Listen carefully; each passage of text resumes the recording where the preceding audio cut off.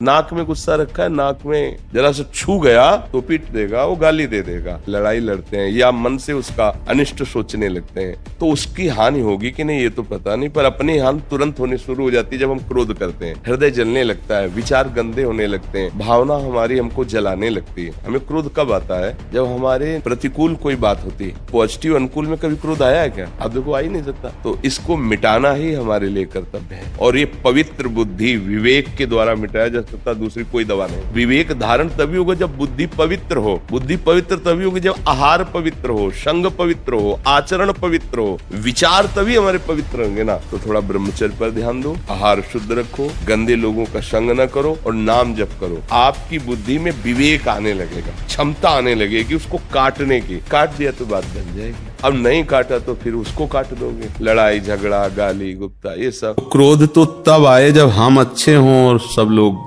बुरे हों। तो बुरे ऊपर क्रोध आता है ना। तो अगर लौट के देखो तो हम बुरे हैं, इसीलिए तो क्रोध आता है ना। तो फिर हमको सुधार करना चाहिए।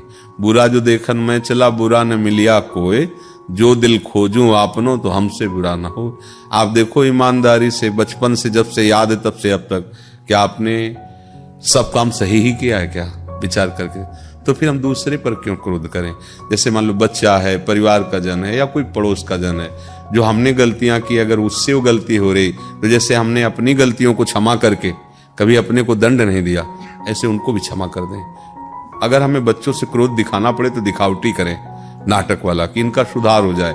अंदर से हम क्रोध ना करें।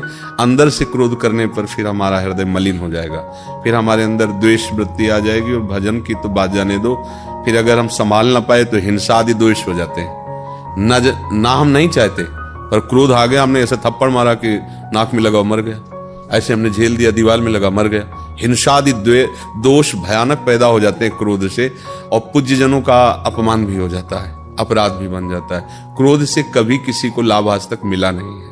जब कभी किसी को लाभ मिला है तो क्षमा से मिला है, क्रोध से नहीं मिला। आप क्षमा करो, आप किसी पर गुस्सा मत करो।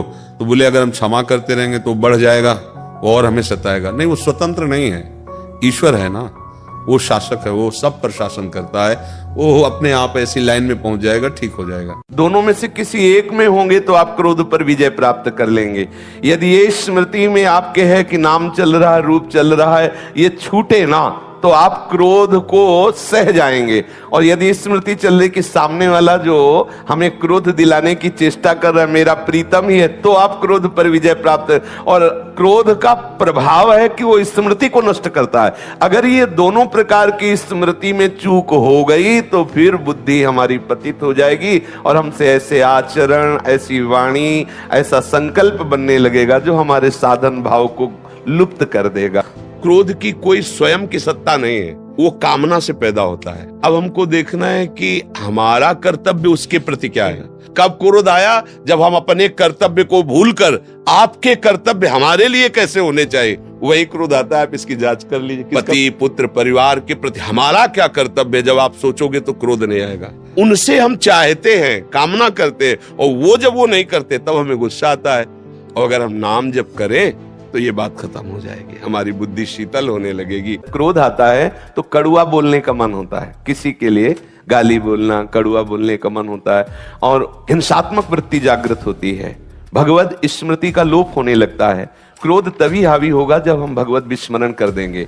यदि हम क्रोध के ऊपर गुस्सा करके तो भगवत याद को भुलाएगा, क्योंकि क्रोध का प्रधान आक्रमण स्मृति पे होता है। यदि ये स्मृति में आपके है कि नाम चल रहा है, रूप चल रहा है, ये छूटे ना तो आप क्रोध को सह जाएंगे। और यदि स्मृति चल रही कि सामने वाला जो हमें क्रोध दिलाने की चेष्टा कर रहा है मेरा प्रीतम ही है, तो आप क्रोध पर विजय प्राप्त। और क्रोध का प्रभाव है कि वो स्मृति को नष्ट करता है। अगर ये दोनों प्रकार की स्मृति में चूक हो गई तो फिर बुद्धि हमारी पतित हो जाएगी और हमसे ऐसे आचरण, ऐसी वाणी, ऐसा संकल्प बनने लगेगा जो हमारे साधन भाव को लुप्त कर देगा, गुप्त कर देगा, हमें आनंद का नाश करने वाली वृत्ति परास्त कर देगी। दोनों में अंतर है। किन्हीं किन्हीं को क्रोध का नाटक करना ही चाहिए। जैसे पिता है, माता है, वो बच्चों को अतिशय दुलार करता है, पर उसे क्रोध का नाटक करना पड़ेगा। समय से उनको भोजन दीजिए, वस्त्र दीजिए, आवश्यकता की पूर्ति कीजिए और निरीक्षण परीक्षण करके तुम्हारी नजर इतनी शासन पूर्वक होनी चाहिए, क्रोध नहीं है। हाँ, इस समय तुम कहां थे, 1 घंटा से गायब थे आप, मतलब जांच होनी चाहिए और लगना चाहिए कि गुस्सा आ रही, पर गुस्सा नहीं होना चाहिए, वो उनके सुधार के लिए है। तो कहीं कहीं क्रोध है नहीं, पर करने का स्वांग करना ही चाहिए। तो माता पिता गुरुजनों के द्वारा ये जो किया जाता है, उनको ध्यान रखना चाहिए कि क्रोध में नहीं आना चाहिए। क्रोध को दबा करके क्रोध का स्वांग करोगे तो बढ़िया बात बन जाएगी, और वो स्वांग आपका प्रभावशाली होगा।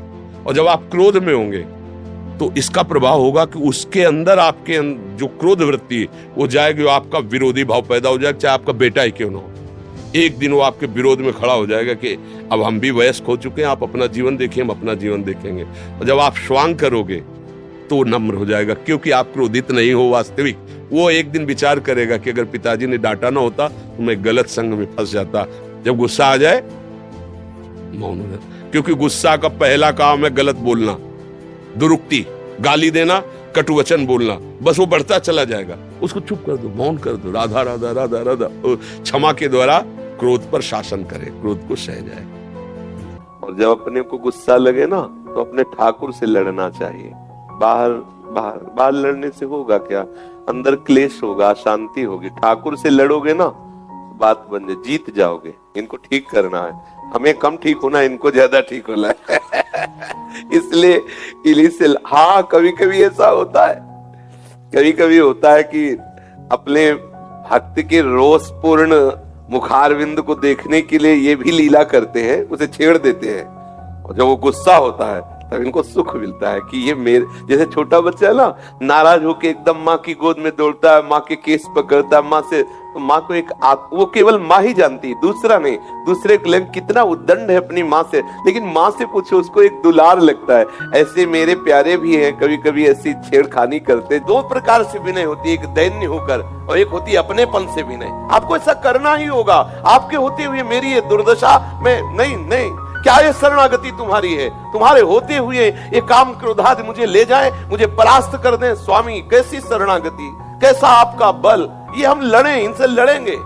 हमारी विनय भी इन्हीं से है और हम लड़ेंगे इन्हीं से, क्योंकि हमारे में सामर्थ्य नहीं है। ये विषय जब चाहता है तब मुझे परास्त कर देता है। इसलिए हे स्वामी मेरी रक्षा करो। ऐसा सबको चाहिए, सबको चाहिए। इनसे इतना अपनापन कर लो कि किसी दूसरे से प्रश्न करने की जरूरत ना पड़े, किसी दूसरे से शिकायत करने की जरूरत ना पड़े। इनसे मान करो, ये हमसे मान करते तो हम इनसे मान करेंगे। नहीं बोलते जाओ, अगर मनाने ना जाए किसी रूप में तो बताना, लेकिन सच्चा अपनापन होना चाहिए। अगर इनके सिवा अपनापन नहीं है तो फिर चूक हो सकती है। अगर केवल ये अपने हैं, आप देख लेना, इनके सिवा कहीं और अपनापन है तो आप फिर थोड़ा इंतजार करना पड़े। और अगर केवल इन्हीं से अपनापन मान कर जाओ तो किसी न किसी रूप में आके आपको मिला, बाबा हो गया, तो और कोई नहीं आया, वही आए हैं, रूप बदल के आए, प्रेरित करके भेजा है और दुलार करेंगे। हो गया, और ठाकुर जी कृपाल है, ठीक कर देंगे, चलो आगे बढ़ो, ऐसा। इसलिए मुझे लगता है हमें किसी और से नहीं लड़ना, इन्हीं से लड़ना। इनके सिवा हमारा कोई नहीं, और इनसे लड़ाई होगी तो हम विजय को प्राप्त होंगे, मेरी हार नहीं होने वाली।